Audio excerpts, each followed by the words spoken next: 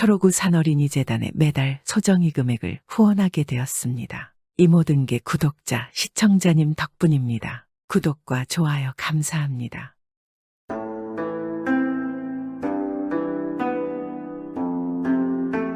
옛날 옛적에 단군왕검이 고조선을 세우고 그 주변에는 조그만 나라들이 생겼습니다. 그중 한 나라에는 왕과 그의 가족들이 살고 있었습니다. 왕에게는 스라의 왕자 한 명과 공주 한 명이 있었고, 왕자는 이미 혼인을 하여 부인과 자식이 있었으나 공주는 아직 혼인을 하지 않고 있었습니다. 그런 공주를 보며 왕은 자기가 살아있는 동안에 공주가 훌륭한 남편을 맞이하는 것을 보고 싶었습니다. 공주는 아름다운 미모를 가지고 있었고 성심이 아주 착하며 이 나라의 누구보다도 총명했습니다. 하지만 그토록 아름답고 뛰어난 이 공주는 이상하게 혼인할 생각이 없었습니다. 늘 하는 소리라고는 평생 혼자 자유롭게 살고 싶다는 말뿐이었습니다. 그런 공주의 말을 들으며 왕은 안타까워하다 생각했습니다. 그래, 우리 공주가 아직 제대로 된 남자를 만나보지 못하여 저리 생각하는 것일게야. 훌륭한 젊은 청년들을 보면 생각이 바뀔 것이야. 왕은 그래서 정식으로 온 나라의 공주의 남편감을 찾는다는 공문을 내렸습니다. 그러자 수많은 젊은이들이 성으로 몰려왔고 이 사실을 아는 공주가 왕에게 찾아가 물었습니다. 아니, 아바마마, 제 남편감을 찾는다니요. 저는 혼인할 생각이 없다고 늘 말씀드렸잖아요. 어떤 사내도 만날 생각도 없습니다. 그러자 왕이 손을 내저으며 말했습니다. 공주야, 그러지 말고 한번 멋진 청년들을 만나보거라. 그럼 생각이 달라질지도 모른다. 너도 이제 결혼할 나이가 한참 지나지 않았느냐? 정녕 제가 혼인을 바란다면 저에게 푸른 동백꽃을 가져오는 남자랑 혼인할게요. 그러지 않는다면 절대 혼인하지 않을 것입니다. 아, 뭐라고 푸른 동백꽃 그런 게 있던가. 왕은 공주의 말이 아리송했지만 그래도 일단 혼인을 한다는 말은 처음 들어보기 때문에 신하를 불러서 찾아온 청년들에게 공주의 조건을 알려주라고 말했습니다. 그래서 신하는 구혼자들을 한 곳에 모아놓고 말했습니다. 여러분 중에서 푸른 동백꽃을 가지고 온 사람을 공주님의 신랑으로 삼도록 하겠습니다. 이 말을 들은 대다수의 구혼자들은 듣도 보도 못한 푸른 동백꽃 이야기에 많은 구혼자가 그 자리에서 단념해버렸고 몇몇의 구혼자들도 잠시 그 푸른 동백꽃이라는 걸 찾아보았지만 결국은 단념하고 말았습니다. 그렇게 대부분의 구혼자들이 가버리고 오직 3사람만이 남게 되었습니다. 이들은 끝까지 단념하지 않고 푸른 동백꽃을 찾아 헤매고 있었습니다. 한 사람은 돈이 많은 장사치였는데 시장에서 그 푸른 동백꽃을 구해보려 했습니다. 그러나 꽃을 파는 상인은 미안하다는 듯 난처해하며 말했습니다. 미안하게 됐습니다. 도저히 푸른 장미꽃을 구할 수가 없네요. 그런 건 없습니다. 그러나 상인은 포기하지 않고 말했습니다. 아직 포기하기는 이릅니다. 아무리 비싸도 좋으니 제발 좀 구해주십시오. 부탁드립니다. 그리고 또 한 사람은 많은 부하를 가진 장군이었습니다. 장군은 자신들의 부하들을 이끌고 진귀한 보석을 모으고 있다는 다른 나라의 임금을 찾아갔습니다. 그리고는 그 임금 앞에서 협박을 하며 말했습니다. 내 듣자 하니 당신이 가지고 있는 보석 중에는 푸른 동백꽃이라는 아주 진귀하고 아름다운 보석이 있지. 만약 그것을 내놓지 않을 시에는 이 나라를 쳐들어오겠다. 장군의 말에 임금은 겁에 질려서 순순히 그 푸른 동백꽃이라는 보석을 넘겨주었습니다. 장군은 기쁨을 감추지 못하고 보석을 챙겨서 다시 공주가 있는 궁으로 찾아갔습니다. 폐하, 제가 어렵게 이 푸른 동백꽃을 구해왔습니다. 그러니 공주님을 부르시어 확인을 해보십시오. 공주는 장군이 가져온 푸른 동백꽃을 훑어보더니 말했습니다. 폐하, 이것은 제가 찾던 동백꽃이 아니옵니다. 이건 단지 보석일 뿐입니다. 공주의 말을 들은 장군은 맥없이 궁을 빠져나갔습니다. 그리고 장군이 실패했다는 말을 들은 장사치는 다시 시장에 꽃을 파는 상인을 찾아가 말했습니다. 이봐, 무슨 수를 써서라도 푸른 동백꽃을 찾아주게. 네, 그러면 자네를 정말 큰 부자로 만들어주겠네. 아니, 그게 정말입니까요? 아유, 그러면 3일만 기다려 주십시오. 그때까지 꼭 찾아보겠습니다요. 이렇게 장사치는 돌아갔고 상인은 일단 약속은 하였으나 애시당초 푸른 동백꽃 같은 건 없다는 것을 알고 있었습니다. 그래서 이상희는 백색 동백꽃에 푸른 물감을 바른 뒤에 장사치에게 가져다 주었습니다. 그러자 상희는 크게 기뻐하며 그 동백꽃을 가지고 궁으로 왕을 찾아갔습니다. 그러자 이번에도 왕은 공주를 부른 뒤에 그 동백꽃을 보여주었습니다. 공주는 잠시 그 장미꽃을 훑어보더니 피식 웃으며 말했습니다. 아바마마 보아하니 이 동백꽃은 원래는 하얀 동백꽃이옵니다. 그런데 여기다 푸른 물감을 덧칠한 뒤에 눈속임을 하였군요. 아바마마 이것은 저와 폐하를 기만한 것과 다름이 없사옵니다. 이를 어찌하면 좋겠습니까?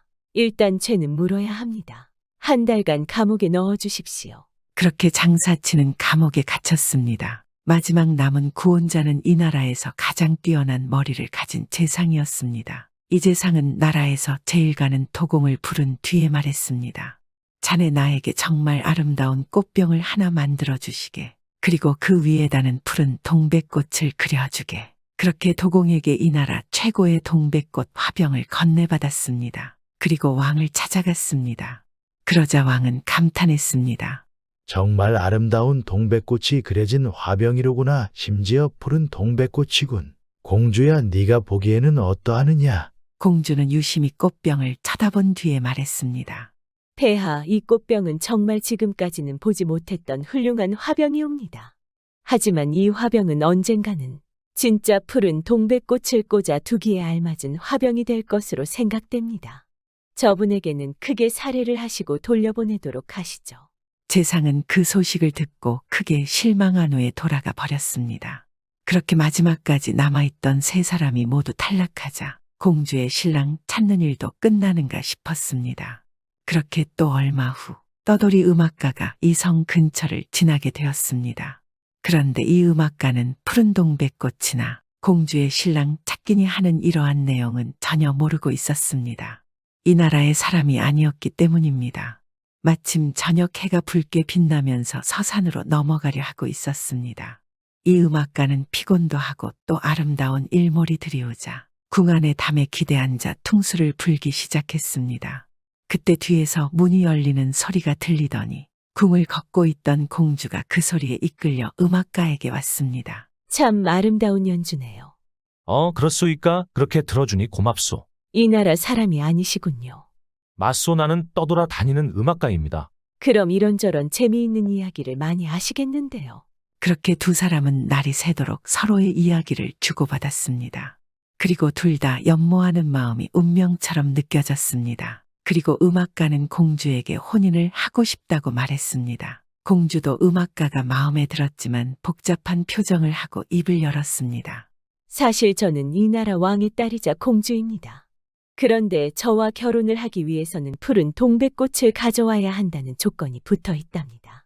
푸른 동백꽃을 가져오지 못하면 저와 혼인을 할 수가 없게 되어 있습니다. 그렇소. 그런 일이라면 아무것도 아니오. 내가 서둘러 그 푸른 동백꽃을 찾아오겠소이다. 기다려주시오. 음악가는 괜찮다는 듯 말하고 곧 자리를 떠났습니다. 그리고 이 음악가는 하얀 동백꽃 몇 송이를 구한 뒤에 궁으로 찾아왔습니다. 이 음악가가 건넨 꽃을 받은 왕은 공주를 불러 말했습니다. 얘야, 저자가 지금 하얀 동백꽃을 가져와서는 푸른 동백꽃이라고 하는데 나와 너를 기만하는 것이다. 이놈을 감옥에 쳐놓고 죄를 묻어 엄중하게 처벌하겠다. 그러나 공주의 대답은 뜻밖이었습니다.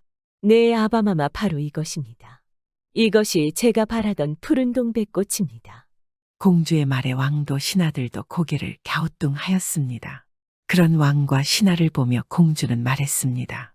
이 꽃은 사랑에 빠지지 않은 사람들이 봤을 때는 분명 하얀 동백꽃이겠지만 사랑에 빠진 제가 봤을 때는 분명히 파랗고 아름다운 푸른 동백꽃입니다. 그만큼 사랑의 힘이 이렇게나 강하며 아름다운 것 아니겠습니까? 공주의 말에 신하들은 모두 고개를 갸우뚱하였습니다. 그게 무슨 소리냐? 언제는 푸른 동백꽃이 아니면 절대로 안 된다고 하더니만 갑자기 이게 무엇이냐? 공주, 너 설마 무슨 생각인 것이냐? 그리고 왕은 뭔가 생각을 한 듯 다시 말했습니다. 그래. 우리 공주가 이 동백꽃이 푸른 동백꽃으로 보이는구나. 공주의 마음이 이 하얀 동백꽃을 푸르게 볼 정도로 사랑에 잔뜩 빠진 것이겠지. 공주의 말대로 이것이야말로 진정 사랑의 힘 아니겠는가? 그러자 공주가 웃으며 말했습니다. 여러분, 푸른 동백꽃을 가져오라는 그 말은 사실 제가 사랑하는 사람을 데려오라는 것이었습니다. 저는 제가 사랑하는 사람을 만나 혼인을 하고 싶었거든요. 이제껏 사랑하는 사람이 없었고요. 그런데 이렇게 그 푸른 동백꽃을 찾았습니다. 그건 사랑하는 사람을 찾은 것입니다. 왕 또한 그런 공주의 결혼을 흔쾌히 승낙해 주었습니다. 그리하여 떠돌이 음악가와 공주는 혼인을 하게 되었고 두 사람은 궁을 벗어나서 한적한 곳에서 아이도 많이 낳고 오붓하게 잘 살았습니다.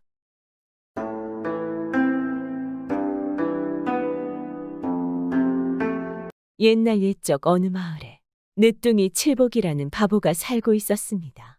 그런데 이 바보 칠복이는 어찌나 미련한지 서당에 가서 공부를 한 지 5년 만에 아는 글자란 겨우 자기 이름 석자뿐이었습니다. 거기다가 부모님도 공경할 줄 모르는 불효자였습니다. 하루는 칠복이가 서당에 가지 않겠다고 하는 것이었습니다. 칠보가 그래도 가야 한다. 가서 공부를 해야 훌륭한 사람이 되는 거란다. 어머니는 칠복이를 달랬습니다. 싫단 말이야. 서당에 가면 친구들이 놀린단 말이야. 도대체 친구들이 뭐라고 한단 말이냐? 바보라고. 그래도 칠복이는 자기가 바보라는 말은 듣기가 싫었나 봅니다. 어머니의 마음은 찢어질 듯이 아팠습니다. 그러나 꾹 참고 말했습니다. 너는 바보가 아니란다. 자, 엄마가 데려다 줄 테니 서당에 가자꾸나. 칠복이는 희죽희죽 웃으면서 벌써 어머니의 등에 매달렸습니다. 어머니는 할 수 없이 바보 아들 칠복이를 업고 서당까지 갔습니다. 그런데도 칠복이는 서당에 와서 하는 일이라고는 고개로 방아지라는 일뿐이었습니다. 꾸벅꾸벅 졸면서 세월을 보내니 어떻게 글자를 읽을 수가 있겠습니까? 하루는 서당 선생님이 졸고 있는 칠복이를 보고는 입을 열었습니다. 이놈, 어서 일어나거라. 지금 뭐 하는 것이냐? 너무나도 큰 소리였기 때문에 칠복이는 그만 벌떡 일어났습니다. 너는 서당에 글 공부를 하러 오느냐? 잠자러 오느냐? 하고 호통을 쳤습니다. 그런데 칠복이는 어릴 때부터 워낙 귀엽게만 자라온 탓으로 어른 무서운 줄 몰랐습니다. 내가 졸든 말든 무슨 참견이요 하면서 서당 선생님의 상투를 잡아 흔들고는 집으로 달아나 버렸습니다. 정말 눈 깜짝할 사이에 일어난 일인지라 서당 아이들도 말릴 겨를이 없었습니다. 이 소문이 삽시간에 온 마을에 퍼졌습니다. 칠복이의 아버지와 어머니는 어찌할 바를 몰랐습니다. 이 녀석아, 어쩌자고 서당 선생님의 상투를 잡아 흔들었느냐? 어머니가 한숨 섞인 목소리로 꾸짖었습니다. 내가 너 때문에 정말 창피해서 얼굴을 들고 다닐 수가 없게 되었다. 이를 어쩌면 좋을꼬? 아버지도 화가 나서 자기 가슴을 탁탁 치며 말했습니다. 내가 졸고 있는데 이놈하고 깜짝 놀라게 하잖아요. 하면서 칠복이는 엉엉 울기 시작했습니다. 울어도 할 수 없다. 너는 오늘부터 아무데도 나가지 말고 집안에만 있거라.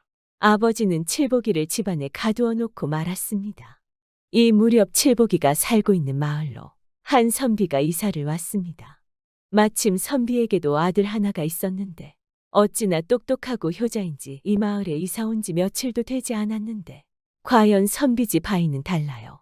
그럼요, 바보 아이하고 견주면 하늘과 땅 차이죠 하며 칭찬이 이만저만 아니었습니다. 칠복이의 아버지와 어머니도 이 소문을 듣고 어느 날 의논을 하게 되었습니다. 서당에 보내봐야 글도 깨우치지 못하여 보낼 것도 없고 하니 그렇다고 해서 언제까지나 집안에만 가두어 놓을 수도 없잖아요. 잠깐, 내게 좋은 수가 있어. 좋은 수라니요. 무슨 방도가 있으신 거예요? 어머니의 눈이 빛났습니다. 우리 아이를 새로 이사온 선비 집에 보내서 부모한테 효도하는 법을 배우게 하는 것이 어떻겠소? 참 좋은 생각이군요. 하지만 선비가 우리 아이를 받아줄지가 걱정이에요. 그건 나한테 맡겨두구려. 내가 선비한테 가서 사정을 해볼 테니까. 이리하여 칠복이의 아버지는 선비 집으로 찾아가서 사정 얘기를 했습니다. 그랬더니 선비는 선뜻 그렇게 하십시오 하고 허락을 하는 것이었습니다. 고맙습니다. 이 은혜는 평생 잊지 않겠습니다. 칠복이 아버지는 몇 번씩이나 선비에게 절을 하고 집으로 돌아왔습니다. 어떻게 되었어요? 잘 되었나요? 응, 잘 됐소. 참 좋으신 분이더군. 아이고 고맙기도 하여라. 어떻게 보답을 해야 할지. 어머니는 너무도 고마워서 선비 집 쪽을 보고 두 손 모아 절을 했습니다. 이리하여 칠복이의 부모들은 쌀 한 가마니를 하인에게 짊어지게 하고 칠복이를 선비 집으로 보냈습니다. 그 뒤 칠복이는 선비 집에 묵으면서 선비의 아들이 효도하는 것을 보았습니다.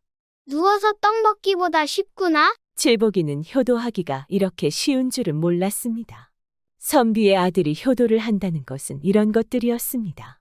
선비의 아들은 아버지의 옷을 먼저 입어보고 밥도 먼저 먹어보고 잠자리에도 먼저 들어가는 것이었습니다. 그러니 칠복이가 효도하는 것이 누워서 떡 먹기보다 쉽다는 말이 나올 법도 했습니다. 그러나 선비의 아들이 이렇게 하는 데는 그만한 까닭이 있었습니다. 아침 일찍 일어나서 먼저 아버지의 옷을 입는 것은 옷을 따뜻하게 하기 위해서였습니다. 그리고 미리 반찬을 먹어보는 것은 간이 잘 맞는지 안 맞는지를 알아보기 위해서였습니다. 또 아버지의 이부자리에 먼저 드는 것은 이부자리를 따뜻하게 데워주려는 효성스러운 마음에서였습니다. 이것을 본 칠복이는 한 달을 있으면서 효도하는 것을 배우라고 했지만 사흘 만에 집으로 돌아오고 말았습니다. 한편 칠복이의 아버지와 어머니는 사흘 만에 돌아온 것을 보고 깜짝 놀랐습니다. 아니, 왜 이렇게 빨리 돌아왔느냐? 배울 것 다 배웠는데요. 더 배울 것이 없어서 바로 왔어요.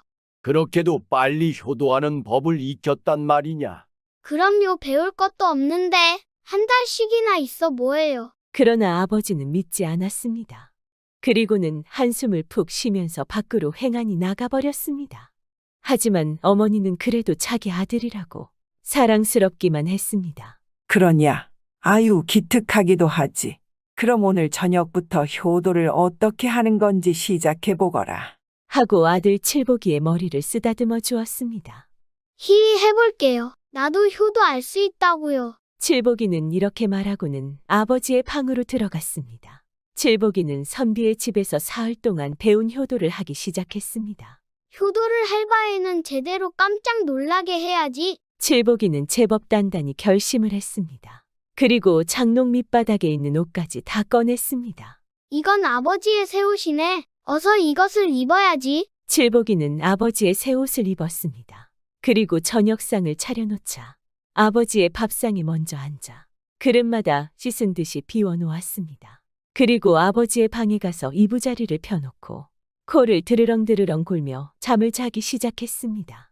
이때 밖에 나갔던 아버지가 돌아왔습니다. 그런데 효도를 하겠다고 큰 소리를 치던 칠복이가 보이지 않는 것이 아니겠습니까? 칠복이의 방에 가보아도 없었습니다. 당연히 자신의 방에 자고 있을 거라고 생각을 하지 못하였던 것이었습니다. 여보, 얘는 어디 갔소? 글쎄요. 당신 새 옷을 입고는 저녁을 먹더니 어디로 갔는지 통 보이지를 않아요. 그럼 어디 기다려 봅시다. 아버지는 저녁상을 물리고는 밤이 깊어질 때까지 기다렸습니다. 그러나 바보 아들 칠복이는 얼씬거리지도 않았습니다. 그런데 이상한 소리가 아버지의 방에서 들려왔습니다. 드르렁드르렁 하는 소리는 틀림없이 코를 고는 소리였습니다. 아버지는 소리를 따라 방문을 열었습니다. 칠복이가 아버지의 이부자리에서 코를 골며 자고 있는 것이 아니겠습니까? 아버지는 기가 막혀서 잠시 멍하니 서 있었습니다. 이게 무슨 짓이냐? 당장 일어나거라. 아버지는 큰 소리로 호령을 하며 칠복이를 깨웠습니다. 그러자 칠복이는 개슴츠레한 눈으로 일어나 앉았습니다. 효도도 손발이 맞아야 해먹지. 무엇이라고? 지금 방금 한 말 다시 해보거라. 효도도 손발이 맞아야 해먹는다고요. 선비 집의 아들도 이렇게 했었단 말이에요. 칠복이는 크게 소리를 지르면서 울었습니다. 결국 칠복이는 선비 아들의 뜻을 헤아리지 못하였던 것이었습니다. 칠복이의 부모는 한숨만 내쉬며 어이없이 웃을 수밖에 없었습니다. 옛날 옛적 어느 마을에 칠복이라는 선비가 살았습니다. 칠복이의 아버지는 소문난 부자인데다 자식이라고는 오직 칠복이뿐이어서 칠복이는 남부러울 것 없는 호사를 누리며 자랐습니다. 그러던 어느 해 칠복이의 부모가 함께 세상을 떠나자 칠복이는 많은 재산을 고스란히 물려받았습니다. 워낙 부족한 것 없이 자란 데다 타이르는 부모조차 없으니 칠복이는 술과 기생에 정신이 팔려 돈을 물쓰듯이 쓰기 시작했습니다. 평소 칠복이를 마땅치 않게 생각하던 마을 사람들은 저마다 혀를 차며 도리질을 해댔습니다. 저렇게 흥청망청 쓰다간 거지 꼴되기 십상이지. 부러운 것 없이 자라서 돈 귀한 줄 모르는구먼. 과연 얼마 지나지 않아 칠복이는 가진 재산을 거의 다 쓰고 가난뱅이 신세가 되었습니다. 칠복이의 아내인 꽃분이는 남편의 한심스런 모습을 보다 못해 간곡히 말했습니다. 서방님, 남자로 태어나 학문에 힘써 이름을 떨치지 못할 바엔 농사라도 지어 가족들을 굶기지 말고 자식을 잘 키우는 즐거움이라도 있어야 할 건 아닙니까? 부모님께서 물려주신 재산이 억만금이었건만 술과 기생에 팔려 다 날리고 빈털터리가 되었으니 부디 이제부터라도 정신 차리고 열심히 한번 살면 안 되겠어요. 칠복이가 듣고 보니 과연 아내의 말이 100번 옳은지라 모처럼 큰맘 먹고 아내에게 말했습니다. 그동안 보낸 세월이 내가 생각해도 부끄럽기 짝이 없소. 이제부터 이 집안의 가장은 부인이오. 부디 우리 식구들 밥이나 굶지 않게 살림 좀 꾸려보구려. 꽃분이는 이때다 싶어 칠복이에게 백지 한 장을 들이밀었습니다. 서방님, 지금 먹은 마음 절대 변하시면 안 됩니다. 그리 한단 뜻으로 서약서를 한 장 써주세요. 칠복이는 꽃분이가 준 백지를 채워나갔습니다. 나 칠복이는 지난 일을 뼈저리게 후회하는 바. 지금부터 재산에 관한 모든 권리를 아내에게 넘기고 본인은 한 푼도 욕심내지 않을 것을 약속하노라. 그날부터 꽃분이는 집안의 살림을 도맡았습니다. 마침 꽃분이의 바느질 솜씨가 남달라 일감은 늘 넉넉했습니다. 부잣집 마님에서 하루아침에 바느질꾼이 된 처지였지만 돈 되는 일이라면 많고 적음을 가리지 않고 열심히 일한 덕에 몇 년이 지나자 제법 재산을 늘렸습니다. 살기가 넉넉해지자 칠복이는 또 돈을 물쓰듯이 하며 옛날에 병이 도지고 말았습니다. 결국 칠복이는 꽃분이와 의논도 없이 호조에서 2,000냥을 빌려와 말했습니다. 부인, 사내대장부가 부인이 불린 재산으로 먹고 사니 자존심이 허락지 않소? 내가 오래전부터 생각해온 일이 있는데 실은 평양에 가서 장사를 좀 하고 싶소. 미처는 호조에서 2,000냥을 빌렸으니 걱정은 마시오. 칠복이의 말에 꽃분이는 까무러치듯 놀라며 말렸습니다. 서방님, 일생에 돈이라고는 벌어본 일 없는 분이 무슨 장사를 하신다는 겁니까? 더군다나 평양이란 곳은 눈을 떠도 코 베어가는 세상이라고 합니다. 살림이 부족하면 제가 더 일을 할 테니 부디 일을 벌일 생각은 하지 마세요. 전에 제게하신 서약을 잊었단 말입니까? 칠복이는 아내 꽃분이의 말은 아랑곳 않고 불같이 화를 내며 길길이 날뛰었습니다. 하늘 같은 남편이 큰일을 하러 떠나는 길에 어찌 계집이 이렇게 잔말이 많단 말이오. 썩 비켜서시오. 결국 칠복이는 집안의 재산까지 몽땅 털어 평양 장삿길에 올랐습니다. 양손 가득 돈을 들고 아내의 곁을 떠난 칠복이는 기고만장하여 여행길에 돈을 물쓰듯이 쓰고 다녔습니다. 그러한 지 얼마 뒤 드디어 평양에 닿으니 과연 들은 대로 평양이라는 도시는 눈이 휘둥그레질 만한 별천지였습니다. 한편 평양에는 춘이라는 기생이 살고 있었는데 미모와 재주가 어찌나 뛰어난지 평양을 거쳐간 선비들은 누구나 한 번쯤 춘이를 만나고 싶어 어쩔 줄 몰랐습니다. 춘이도 이런 남자들의 마음을 아는지라 콧대가 하늘을 찔렀습니다. 그러던 중 한양에서 수천 냥을 가지고 칠복이라는 자가 평양에 머물고 있다는 소문이 돌았습니다. 평소 사치가 큰 춘이는 칠복이를 유혹해 자기 욕심을 채우기로 마음먹었습니다. 춘이는 칠복이가 지나가는 때를 엿보고 있다가 화려하게 꾸미고 칠복이에게 보일 듯 말 듯한 미소를 보냈습니다. 칠복이는 천하일색 춘이가 자신을 향해 미소를 짓자 그대로 넋이 나갔습니다. 평양의 기생춘이가 선녀처럼 아름답다는 소문을 들었는데 과연 헛말은 아니로구나. 칠복이는 춘이가 이끄는 대로 춘이의 집에 들어왔습니다. 이때부터 칠복이는 춘이의 마음을 사로잡기 위해 가진 돈을 아낌없이 쏟아 부었습니다. 춘이 또한 그런 칠복이의 마음을 꿰뚫어보고 온갖 값비싼 보물들을 원 없이 사달라고 했습니다. 칠복이가 춘희의 마음을 얻기 위해 가진 돈이 바닥날 때까지 쓰고 또 쓰니 1년이 채 지나지 않아 또다시 거지 신세가 되었습니다. 칠복이가 빈털터리가 되자 춘희는 한순간에 태도를 싹 바꾸었습니다. 춘희가 칠복이에게 하는 구박은 이루 말할 수 없었습니다.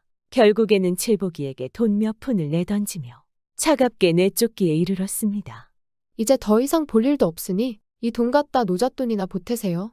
칠복이는 춘희의 마음을 돌리려 애걸복걸했지만 이미 춘희의 마음은 얼음장 같았습니다.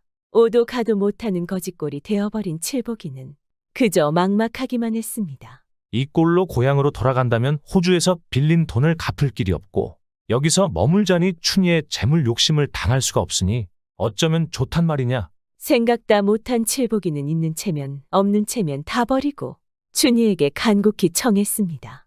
여보게 춘희, 우리가 그동안 쌓은 정이 얼마인가. 내 자네 집일꾼이라도 마다하지 않을 테니 부디 옛정을 생각해서 내치지만 말게. 어디 일꾼을 하겠다는 자가 어찌 감히 마님에게 지시하듯 말을 한단 말이냐. 네가 아직 정신을 차리지 못한 게로구나. 춘희의 매몰참에 칠복이는 쫓겨나지 않으려 허리를 굽신거리며 다른 하인들과 똑같이 지내는 처지가 되고 말았습니다. 한편 한양에서 칠복이의 소식을 전해 들은 아내 꽃분이는 가슴을 치며 통곡했습니다. 그렇게도 말렸건만 또다시 예병이 도졌구나. 남편 하나 잘못 만나 평생토록 이게 무슨 맘고생이란 말이냐? 꽃분이는 여자에 빠져 망한 남편과 그런 남편을 꿰어 제 욕심만 채우는 춘희를 어떻게 벌할 수 있을까? 근심에 잠겼습니다. 때마침 꽃분이는 뒷집에 사는 박참판이 감사 자리에 올라 평양으로 간다는 소식을 들었습니다. 꽃분이는 평양 감사로 가는 박참판에게 부탁해서 꽃분이 오라버니 몫으로 벼슬자리를 하나 얻었습니다. 그러나 오라버니 몫으로 얻은 현감 벼슬자리는 실은 꽃분이 자신이 평양에 가기 위함이었습니다. 즉 꽃분이가 남장을 해서 오라버니로 변장한 것이었습니다. 남자의 모습을 하고 평양 감사의 곁에서 열심히 나란 일을 하던 꽃분이는 드디어 춘희의 집에 갈 기회를 잡았습니다. 춘희의 집에서 5년 만에 마주치게 된 남편 칠복이는 꼴이 이루 말할 수 없을 정도로 처참했습니다. 그리고 꽃분이의 속내를 알리 없는 춘희는 이번에는 남자로 변장한 꽃분이를 꼬시기 위해 갖은 교태를 다 떨었습니다. 하지만 남장을 한 꽃분이의 마음은 춘희에 대한 복수심으로 가득했습니다. 너에게 반드시 하늘이 무섭다는 것을 보여주리라. 꽃분이는 칠복이에게 다가가 자신이 아내인 것을 모른 채 하고 물었습니다. 듣자 하니 이곳에 칠복이라는 자가 있다던데. 소인이 칠복이 옵니다. 칠복이는 아내를 눈앞에 두고도 그가 여자인 줄 모르고 기어들어가는 소리로 답했습니다. 그래, 네가 호주에서 2,000냥을 빌려다가 몇 년이 지나도록 한 푼도 안 갚고 있는 칠복이인 것이냐? 꽃분이가 사람을 시켜 칠복이에게 곤장을 치게 하니 칠복이의 입에서는 저절로 신음소리가 새어나왔습니다. 이때를 놓치지 않고 꽃분이는 바른 대로 말해라. 2,000냥을 가져다가 모두 어디에 쓰고 이렇게 거짓골이 된 것이냐? 호주 돈을 가지고 평양에 와서 한 것이라고는 춘희의 선물을 사준 것뿐이옵니다. 하늘에 맹세코 달리 쓴 곳은 단 한 군데도 없사옵니다. 꽃분이가 이번에는 춘희를 불러 모진 매를 내리쳤습니다. 벼랑간 떨어진 불호령이 칠복이의 돈 때문인 것을 알게 된 춘희는 벌벌 떨며 말했습니다. 칠복이의 돈을 전부 다시 돌려주겠습니다. 제발 목숨만 살려주세요. 춘희는 칠복이에게 뜯어낸 돈은 물론 밖에 돈까지 싹싹 긁어모아 5,000냥을 칠복이에게 주었습니다. 호주에서 빌린 돈은 물론 더불어 더 많은 돈을 얻은 칠복이는 마치 자신이 장사를 잘해 돈을 번 양 위풍당당하게 집으로 돌아왔습니다. 미리 집에 와 있던 꽃분이는 모르는 체하고 칠복이를 위해 술상을 차려 반겼습니다. 칠복이는 꽃분이가 자신의 지난날을 해결해준 줄은 꿈에도 모르고 반찬이 시원찮다는 둥, 술맛이 별로라는 둥, 공연한 트집을 잡으며 꽃분이를 나무랐습니다. 오랜만에 돌아온 남편에게 대접이 이게 뭐요? 평양에서 돈 벌던 그때가 좋았지. 그렇고 말고 아무래도 내가 다시 평양으로 가야겠군 그려. 꽃분이는 칠복이의 거드름을 보고 살며시 물러나와 다시 남자의 모습으로 변장하고 칠복이의 집 앞에 섰습니다. 칠복이 안에 있느냐? 칠복이는 귀에 익은 목소리에 문을 열고 내다보았습니다. 그런데 세상에 그곳에 평양에서 자신을 살려준 현감이 서 있는 것이 아니겠습니까? 칠복이는 서둘러 현감을 집에 들이고 극진히 대접했습니다. 칠복이의 대접에 현감 즉 꽃분이가 흐뭇한 목소리로 말했습니다. 평양춘이 집에서 너를 봤을 때는 거지가 따로 없더구나. 이제야 사람꼴이 되었구나. 그때 내가 받아준 돈은 잘 가지고 왔느냐? 칠복이는 혹여 아내가 들을까 싶어 안절부절 못하였으나 감히 현감의 말을 막을 수도 없는 노릇이었습니다. 오는 길에 술을 좀 마셨더니 속이 거북하구나. 네, 오늘은 여기서 묵고 가야겠다. 그러고는 변장한 옷을 벗으니 칠복이는 이제까지 현감인 줄 알았던 사람이 꽃분이인 것을 알게 되었습니다. 아니 부인이 어찌? 그제야 모든 사연을 알게 된 칠복이는 후회와 부끄러움에 몸둘 바를 몰랐습니다. 내가 정말 헛되이 살았소. 이제부터라도 우리 가족을 위해서 살겠소. 한 번만 더 나를 믿어주오. 그 뒤로 칠복이는 술과 여자를 멀리하고 성실하게 살았습니다.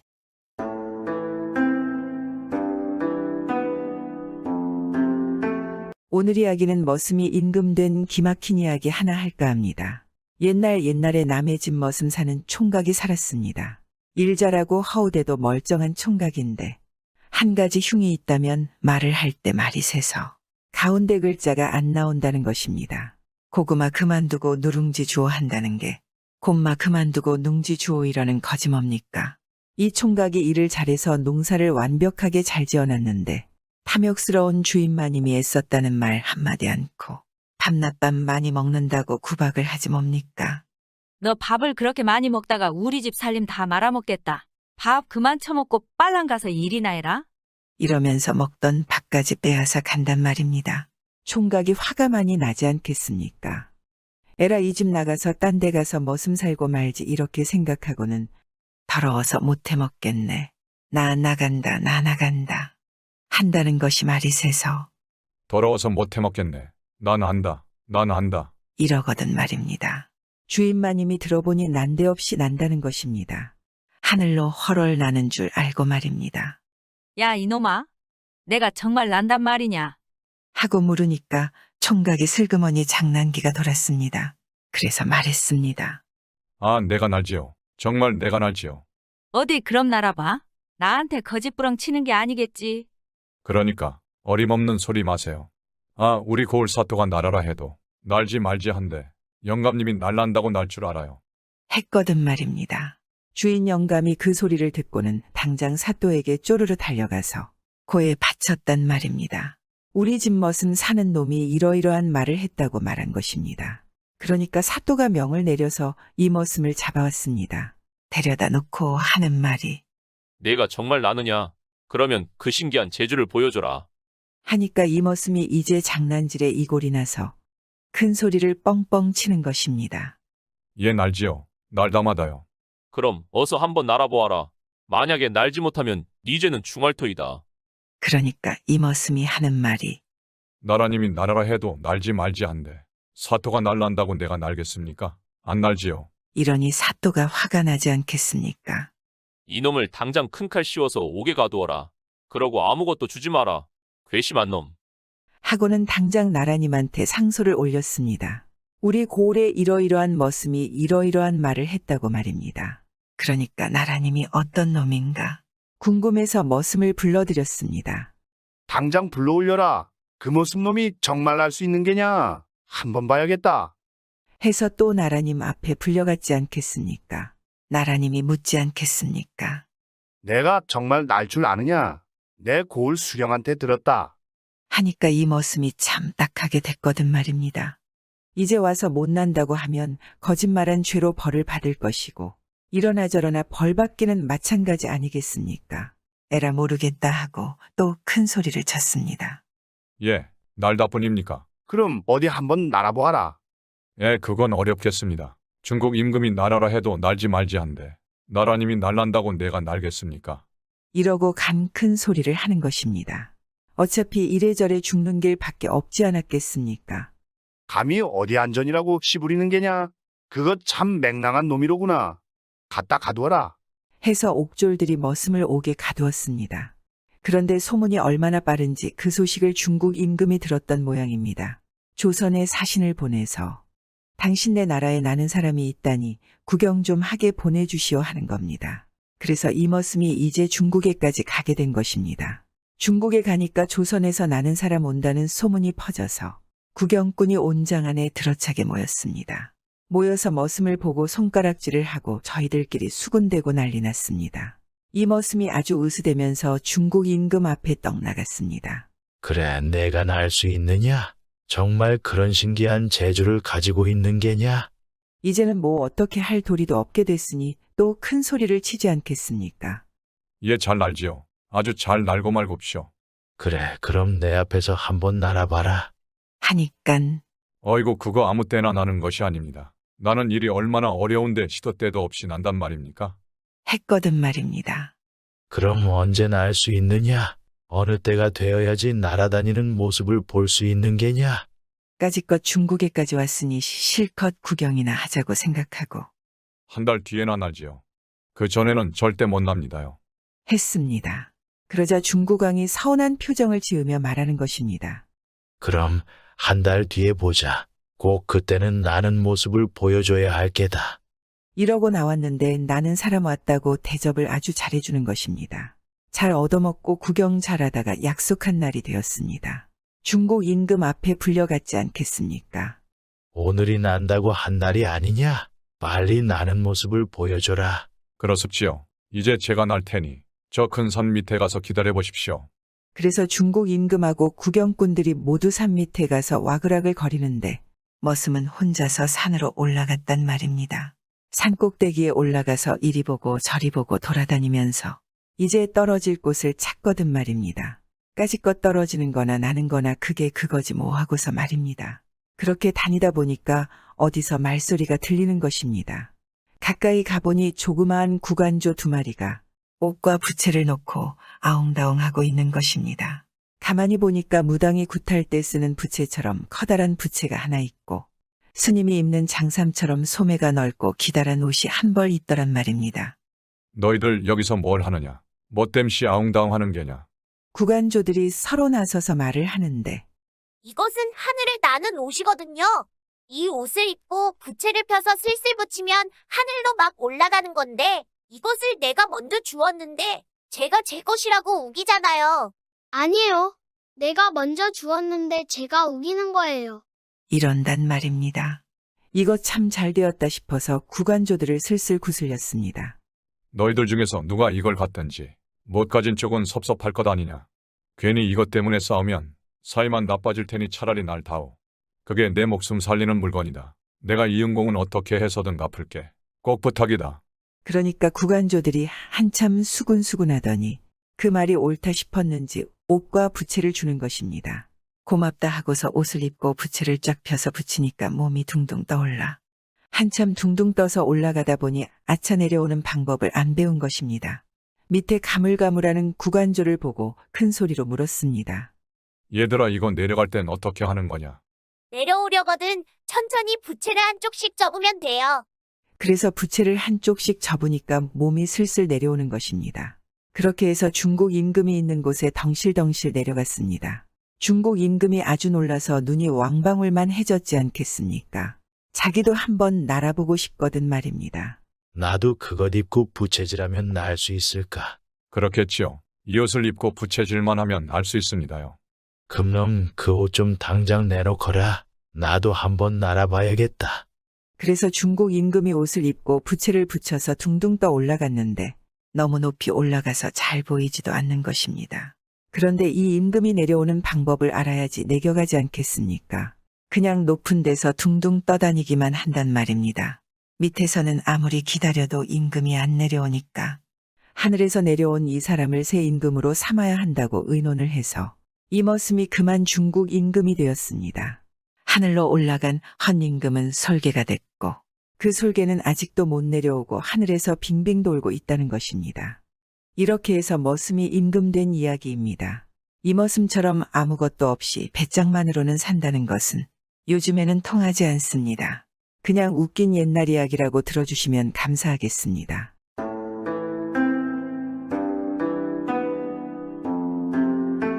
옛날 옛적에 어느 강가 마을에 한 낚시꾼이 살았는데 이 사람은 날마다 강에 가서 낚시질을 해서 먹고 살았습니다. 붕어도 낚고 잉어도 낚고 메기도 낚고 그래서 그걸 장에 내다 팔기도 하고 고아 먹기도 하고 그러면서 살았습니다. 하루는 이 사람이 강에 나가 낚시질을 하는데 그날따라 고기가 안 잡히는 것입니다. 하루 종일 열심히 해도 한 마리도 못 잡는 것입니다. 그래서 자꾸자꾸 자리를 옮기다 보니 커다란 동굴 있는 데까지 가게 됐습니다. 강물이 굽이쳐 흐르는 곳에 동굴이 하나 뚫려 있는데 그 앞에까지 간 것입니다. 거기서 낚시를 탁 들이우니까 물속에서 웬 파란 옷 입은 아이가 쑥 나오는 것입니다. 나오더니 하는 말이 우리 아버지가 이 강을 지키는 용왕님인데 손님을 모셔오라고 해서 왔습니다. 어서 가십시다. 라고 하는 것입니다. 그러니까 그 파란 옷 입은 아이가 용왕 아들인 모양입니다. 용왕 아들이 가자고 하는데 어떻게 할 방법이 없어 고분고분 따라갔습니다. 아이가 이끄는 대로 따라가다 보니 동굴 안에까지 들어가게 됐는데 동굴 안에 썩 들어서자마자 몸이 밑으로 쑥 빠지는 것입니다. 쑥 빠져서 한참 내려갔는데 정신을 차리고 보니 용왕의 아들 등에 엎여서 강물 속으로 하염없이 들어가고 있는 것입니다. 한참을 가니깐 으리으리한 용궁이 눈에 들어왔습니다. 낚시꾼은 용왕 앞으로 불려가게 되고 용왕이 이 사람을 보더니 막 야단을 치는 것입니다. 자네가 날마다 우리 백성들을 잡아가서 우리나라가 곧 망하게 됐네. 그래서 낚시꾼은 용왕에게 사죄를 했습니다. 그런 줄 몰랐습니다. 이제 더는 고기 안 잡고 농사나 지어 먹고 살겠습니다. 그랬더니 용왕이 마음이 풀어졌는지 잔치를 베풀어 주는 것입니다. 아주 맛난 음식 많이 차려서 잘 대접을 해주기에 얻어먹었습니다. 얻어먹고 놀다 보니 사흘이 지났고 사흘이 지나서 용왕님 이제 그만 가보겠습니다. 그동안 감사했습니다. 하니까 가보라고 했습니다. 그래 이 사람이 용궁에 들어갈 때처럼 용왕 아들 등에 엎여서 물 밖으로 나왔습니다. 낚시꾼은 물 밖으로 나와서 집에 가보니 그새 식구들이 자기 장사를 치르고 3년상까지 마친 것입니다. 그게 어찌된 일인고 하니 이렇게 된 것입니다. 집에서는 이 사람이 물에 빠져 죽은 줄만 알고 장사를 치렀는데 용궁에서 사흘이, 바깥 세상에서는 4년이어서 그새 4년이 흘러간 것입니다. 그러니까 3년상까지 마친 거였습니다. 죽어서 3년상까지 지낸 사람이 불쑥 나타나니까 식구들이 놀랄 수밖에 없는 것입니다. 그래서 이 사람은 한 번 죽었다가 산 사람이 됐는데 그래서인지 참 오래도록 살았습니다. 100살하고도 99살을 더 살았다고 전라도 고창에 전해지는 전설입니다.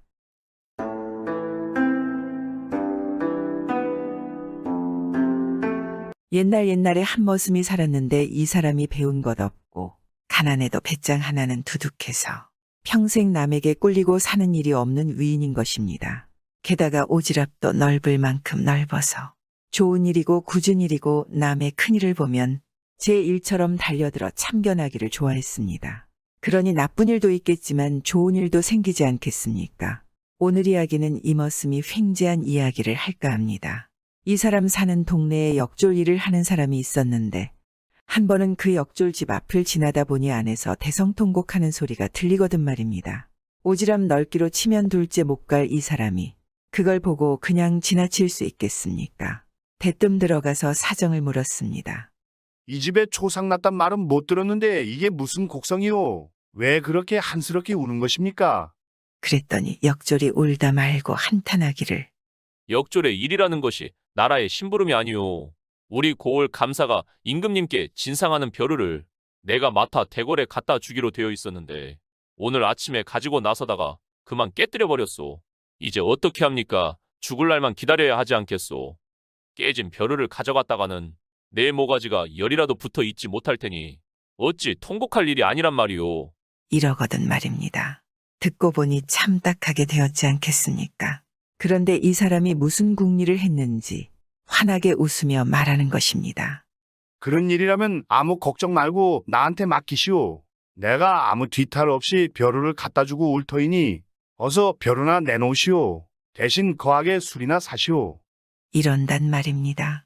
역졸한테야 그보다 더 고마운 말이 어디 있겠습니까? 얼른 벼루를 내놓았습니다. 이 사람이 벼루를 비단보에 잘 싸가지고 어깨에 메고 서울로 올라갔습니다. 올라가서는 대궐로 가는 것이 아니라 딴 데로 가는 것입니다. 어디로 갔는고 하니 그때 한창 세도가 하늘을 찌르는 정승집으로 간 것입니다. 떵떵거리는 정승집이니 그 위세가 얼마나 대단하겠습니까? 대문 앞부터 문지기가 여러 지키고 서서 자빈을 막는다고 기세가 등등한 것입니다. 이 사람이 다짜고짜 정승집 대문을 지키는 문지기들 앞에 가서 호령을 하는 것입니다. 너희들은 어서 나를 대궐로 인도하여라. 내가 누군 줄 알면 놀랄 것이다. 하고 거만이 뚝뚝 떨어지게 호령을 했습니다. 문지기들이 보니 모행색도 후줄근한 시골뜨기가 보따리를 어깨에 메고 나타나서 큰 소리를 뻥뻥 치는 것이 참 어이가 없거든 말입니다. 그래서 문지기들이 화를 내며 말하는 것입니다. 너는 뭐하는 놈인데 여기 와서 행악질이냐? 이 댁이 누구 댁인지 알고나 하는 짓이냐? 썩 물러가라 험한 꼴 당하기 전에. 그럴수록 이 사람은 더 거만하게 버티고 서서 험한 말을 내놓았습니다. 그러니 자연히 옥신각신 싸움이 벌어질 게 아니겠습니까? 문지기들 여럿이 달려들어 밀고 당기고 하는 중에 그만 이 사람이 일부러 털썩 넘어지면서 대성통곡을 했습니다. 아이고 이 불안당 같은 놈들이 임금님 벼루를 깨뜨렸네. 아이고 아이고. 임금님 벼루라는 말에 문지기들이 깜짝 놀라지 않겠습니까? 아무리 새도 있는 정승집 문지기라고 해도 임금님이라는 말에 기가 안 죽을 수 있겠습니까? 그만 겁을 먹고 정승에게 달려가 이러이러한 놈이 와서 옥신각신하다가 임금님 벼루를 깨뜨렸다 한다고 고해 바쳤습니다. 정승도 들어보니 예산일이 아닌 것 같아 이 사람을 불러들였습니다. 어찌 된 일인지 자초지종을 말하여라. 어찌 우리 문지기가 임금님의 벼루를 깨뜨렸단 말이냐? 아이고 대감. 저는 아무 고을 감사의 부탁으로 귀한 벼루를 대궐에 가지고 가는 참이었는데 이 댁 문지기 놈들이 그만 벼루를 깨뜨려 놓았습니다요. 이 일을 어찌하면 좋겠습니까? 제목이 여러 개라도 살 수가 있겠습니까? 정승이 가만히 생각해보니 이 일이 알려지는 날에는 저한테 허물이 돌아올 것 같거든 말입니다. 저희 집 문지기들이 벼루를 깨었으니 주인한테 허물이 안 돌아올 수 있겠나 싶은 것입니다. 그래서 좋은 말로 이 사람을 달했습니다. 이왕지사 일이 이렇게 된 것을 어쩌겠느냐? 내 그 고을 감사에게 사람을 보내 뒤탈이 없도록 해줄 터이니 너는 이 일을 모르는 것으로 하고 그만 내려가도록 해라. 이쯤만 돼도 얼마나 좋겠습니까? 죽을 목숨 하나를 살려놨으니 더 바랄 게 없지 않겠습니까? 그런데도 이 배짱 좋은 사람은 거기서 물러서지 않고 대감께서 뒤탈이 없도록 해주신다니 고맙습니다마는 만약에 이 일이 임금님께 알려지는 날이면 제 모가지가 100개라도 살아날 가망이 없으니 저는 이 길로 아주 멀리 가서 숨어 살아야겠습니다. 그런데 당장 노자가 없어서 한 걸음도 뗄 수가 없으니 어찌하면 좋습니까? 이러고 능청을 떠니 정승이 어떻게 하겠습니까? 꽤 많은 돈냥깨나 조이 쥐어 보냈습니다. 그래서 참 애매한 목숨 하나 구하고 저도 횡재를 한 것입니다. 또 이 머슴이 길을 가다가 날이 저물어 마님이 살고 있는 부자집에 들렀습니다. 하룻밤 자고 가기를 청하니 들어오라고 한 것까지는 좋았는데 저녁상이 들어오는 걸 보니 은근히 부하가 치민단 말입니다. 아무리 빌어먹는 행색이라 해도 어쨌거나 손님은 손님 아니겠습니까? 그런데 마님은 밥상은 다리가 부러지게 차렸으면서 저 앞에 갖다 놓는 상을 보니 찬밥 한 덩이에 달랑물 한 그릇 나물 한 접시뿐인 것입니다. 시장에서 달게 먹긴 먹었는데 뒤끝이 찜찜한 거지 않겠습니까? 저녁상을 물리고 나니 마님이 갓난아기를 안고 들어와 둥게둥게 어르는데 가만히 보니 어지간히 귀히 키우는 자식 같더란 말입니다. 아이 그 참 복스럽게 생긴 아기구먼요. 마님의 손자입니까? 아니다 늙음하게 얻은 막둥이라오. 오대 독자지. 머슴이 아기를 들여다보면서 얼얼얼 까꿍까꿍. 어른은 체하다가 마님이 안 보는 사이에 슬쩍 넓적다리를 한번 꼬집었습니다. 그러니 말 못하는 갓난아기가 뭘 어쩌겠습니까? 새파랗게 질려서 까무러치듯이 울어대는 것입니다. 이래 놓으니 정작 까무러치는 건 이 집 가족들이지 않겠습니까? 안팎에서 와그르르 쏟아져 나와 무슨 영문인지도 모르고 난리법석을 떠는 겁니다. 부잣집 5대 독자가 아닌 밤중에 갑자기 새파랗게 질려 까무러치듯이 우니까 난리가 나도 보통으로 난 게 아니지 않겠습니까? 머슴이 그 꼴을 보고 있다가 이러실 게 아니라 아기 혼자만 남기고 주위를 다 물리시오. 내 이 병을 고칠 방도가 생각났습니다. 하니 뭐 어떻게 하겠습니까? 지푸라기라도 잡고 싶은 심정이니 하라는 대로 해야지 않겠습니까? 식구들이 다 물러가니까 좀 뜸을 들이다가 받게 되고 아기가 약을 안 먹으려고 하니 아기 어머님 마님의 젖을 한 숟갈만 짜 들여보내시오. 하니 부랴부랴 젖이 한 숟갈 들어오는 것입니다. 그걸 떠먹였습니다.